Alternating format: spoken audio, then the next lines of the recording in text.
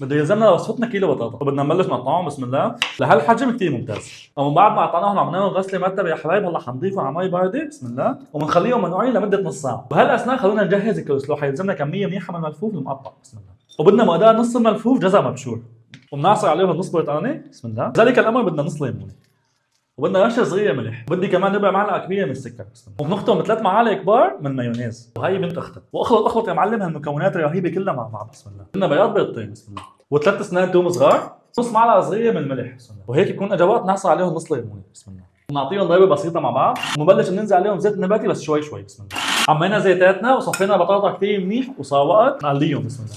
خبز بننزل عليهم بكريمه الثوم بسم الله ومخلل بسم الله. وبنبلش ندلل البطاطا بنغرقهم بالكولسلو. الله. وعلى التحميص بطاطا مقليه مع كريمه ثوم وكولسلو. نسمي بالله وبنستمتع بسم الله. الله ولا اطيب وابسط من هيك سندويشه بسم الله.